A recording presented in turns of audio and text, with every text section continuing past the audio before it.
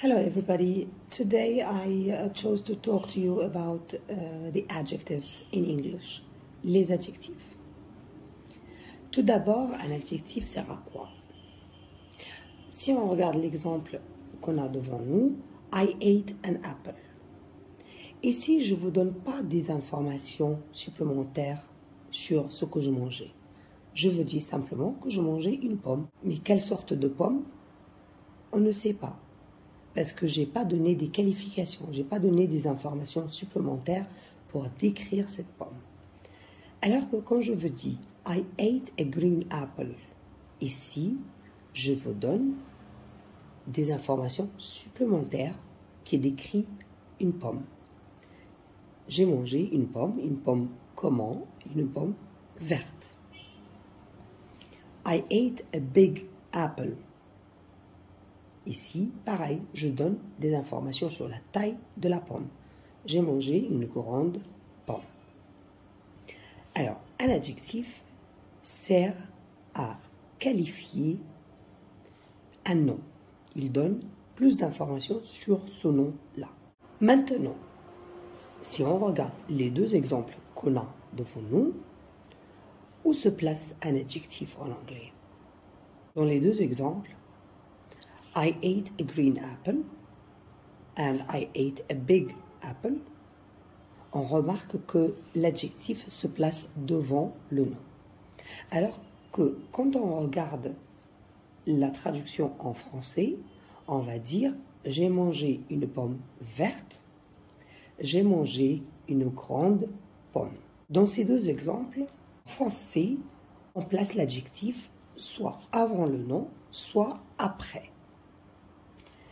Et on ne sait pas, on n'a pas vraiment une règle simple pour comprendre quand est-ce qu'on place l'adjectif en français. Alors qu'en anglais, c'est très simple.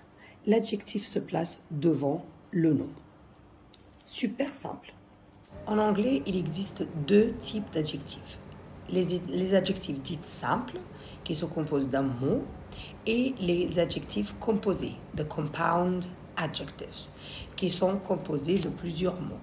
Dans cette vidéo, on va parler seulement des adjectifs simples et dans une autre vidéo, je parlerai des adjectifs composés. Regardez deux autres exemples qu'on a devant nous. An Englishman, I met an Englishman, par exemple. J'ai rencontré un homme anglais. I met an English woman. J'ai rencontré une femme anglaise. Ici, l'adjectif qu'on a sert à donner l'origine de cet homme ou de cette femme. Quelle est l'origine de cette femme? C'est l'Angleterre, c'est une femme anglaise. Deux choses à regarder ici. Tout d'abord que, comme on le sait en français, l'adjectif s'accorde avec le nom, en anglais, l'adjectif est invariable. Il ne s'accorde pas. On ne va pas accorder l'adjectif avec le nom pour man, par exemple.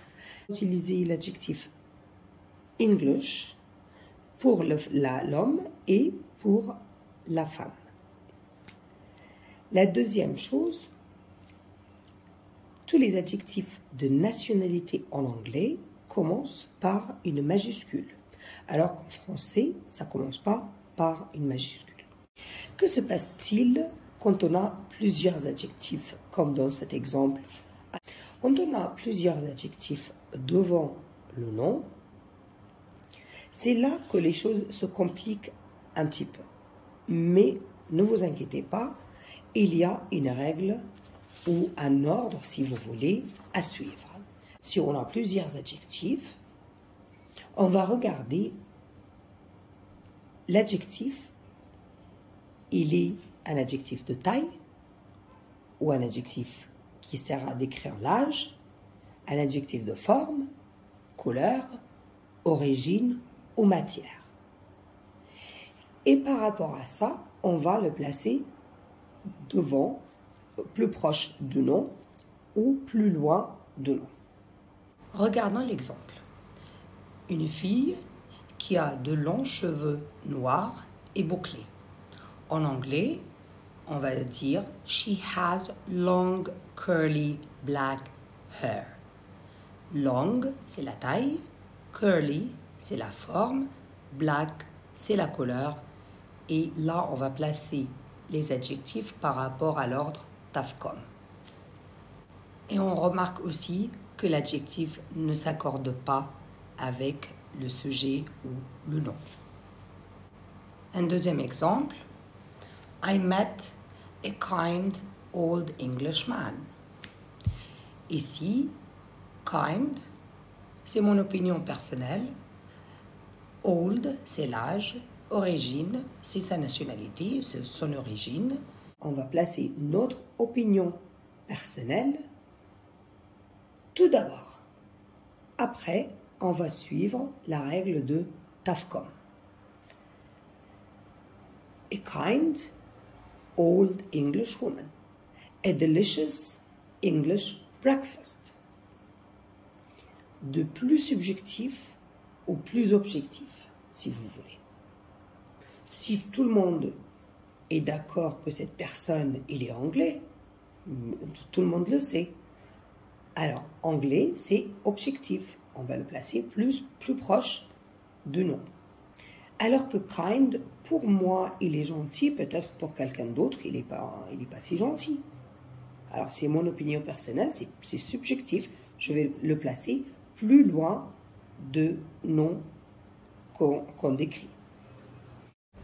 Un autre exemple, she bought a beautiful red German car. Ici, pareil, de plus subjectif au plus objectif. Une voiture qui est allemande, c'est connu pour tout le monde. Une voiture qui est rouge, on ne va pas disputer si c'est rouge ou blanc, c'est rouge, la couleur est très simple à définir. Alors que beautiful, pour moi, c'est peut-être joli, mais pour quelqu'un d'autre, pas. Alors, c'est subjectif, c'est mon opinion personnelle. On va le placer le plus loin de nom. Et ne vous inquiétez pas, on ne va jamais utiliser autant d'adjectifs devant un nom, mais il faut savoir quand même cette règle de TAFCOM pour savoir comment ou où placer un adjectif. Et voilà pour les adjectifs simples. La prochaine fois, je vais vous faire une vidéo pour les adjectifs composés, the compound adjectives. And until then, take care and don't forget to subscribe. Bye!